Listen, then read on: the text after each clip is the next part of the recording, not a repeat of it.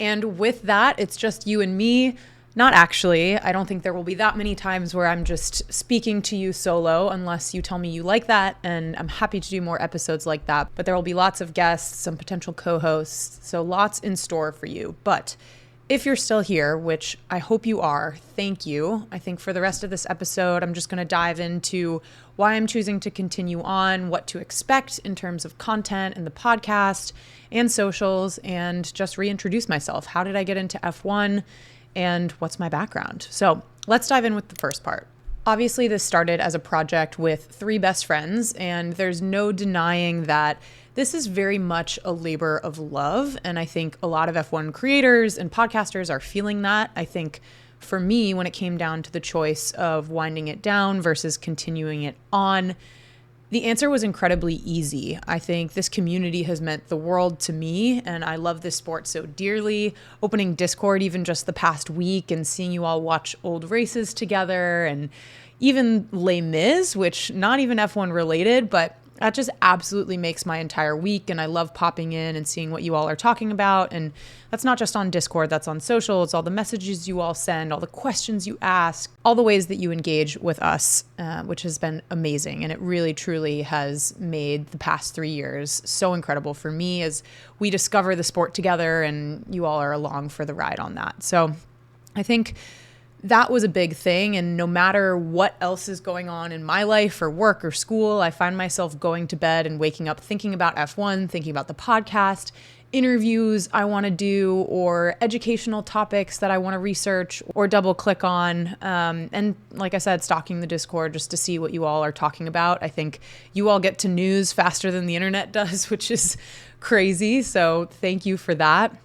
I'll also add that I think this project aligns with my professional interests in the sort of sports, media, entertainment space. I'm currently in business school, as many of you know, so I'm thinking about what to do next and taking all sorts of classes related to this. So it's honestly just really fun and incredibly educational. And this podcast and this social account has been sort of a fun educational outlet to explore different topics in that space, use F1 as a lens. And I still feel like I'm enjoying it and learning every single day. So if I did have one piece of advice for aspiring content creators, it's to pick something you love that no matter how much things go south or things change or the algorithm shifts beneath your feet, like you still absolutely love what you're creating and what you're doing and what you're learning every single day. That's my one unsolicited piece of advice. But with all of that said, what does this mean? You can expect basically all the same content. Weekly podcast episodes, including interviews, deep dives, race recaps, of course, when the season starts up again.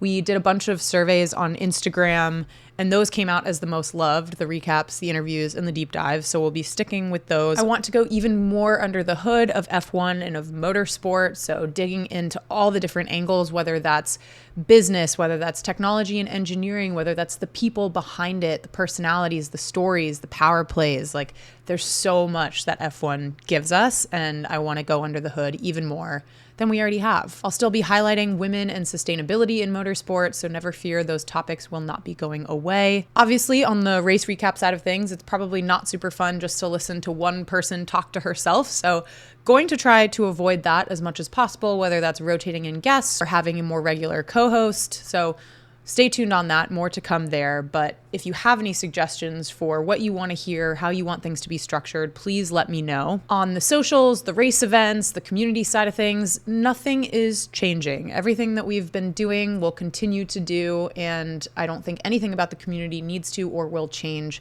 based off this. So with all of that said, I want to hear from you all. What do you want to hear about? What parts do you absolutely love about Paddock Project that you can't give up? What could you see go and maybe isn't as interesting to you? I want to find even more ways to integrate this incredible community. So please, please reach out. Let me know any thoughts or ideas. Many of you already have, so thank you for that. And we'll be following through on all of those. So next up, who am I? How did I get into F1? I thought I would do a little bit of a brief reintroduction for those who are newer or those who are just curious. We haven't talked a ton about ourselves or our personal lives on the podcast, and that's been very intentional, and I don't see that changing a ton, but I think just for you all to get to know me and who I am, and even better than you already do, thought it would be helpful to talk through some of that. So rewinding all the way back, I grew up mostly in the San Francisco Bay Area in California in the East Bay, but I also grew up partially in the Foreign Service. My father is a diplomat, so we moved around globally every 2 to 3 years, starting from when I was about 13 or 14. So my family has lived in Bangkok, Thailand, Paris, France, Vancouver, Canada, many places in the States. My dad himself has been posted in Afghanistan, Pakistan, Sierra Leone, Colombia, South Africa currently, so all over the place. In terms of schooling, I went to Princeton University in New Jersey. I studied engineering. I studied something, it was a little bit of a mouthful, called Operations Research and Financial Engineering. You can basically just think of that as applied math. It mixes everything from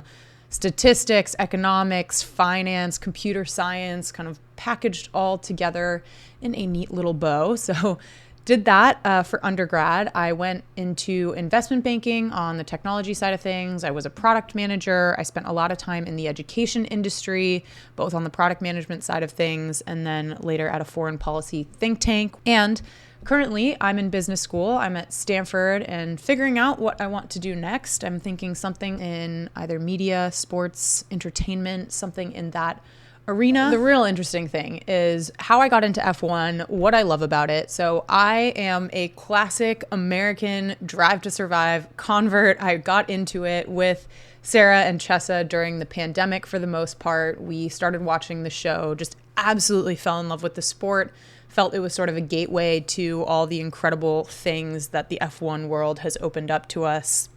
All the dimensions I mentioned before, whether that's logistics, technology, engineering, business, sustainability, et cetera, et cetera, et cetera. The list goes on. Not to mention the drama, the personalities, the power plays, all of those things were just incredibly fascinating to me. So got into it in probably like 2020-ish during the pandemic.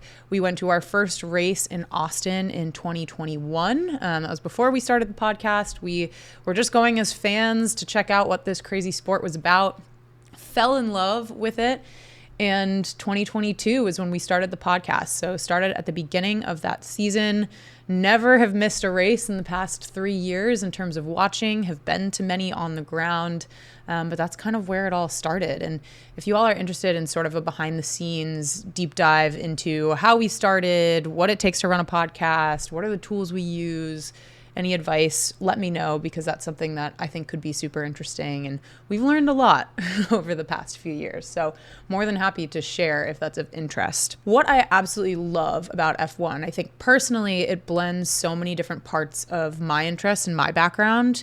Just having grown up in the Foreign Service, it's one of the most global sports, like truly, truly global. And so I think that really appeals to me and my interest in the world and in different cultures. And every single F1 race I've been to, whether that's in America or whether that's abroad, has been such an interesting lens into the culture and into the country and into the city where it is. And so I think it's a really fun way to travel. Obviously, if you have the means, it's just a cool way to see different parts of the world. The technology and engineering behind it, I've already talked a little bit about this, but having been an engineer in undergrad, I just find this endlessly fascinating. The fact that you have thousands of people working on a single car, it's peak performance, the margins are so razor thin that like every single thing matters. I just find that to be such a fascinating and cool problem, and the number of teams and the number of different types of engineers working on it is so fascinating. The business side of things, I mean, name a sport that has 20 professional athletes and is valued at over $20 billion. I will wait. I think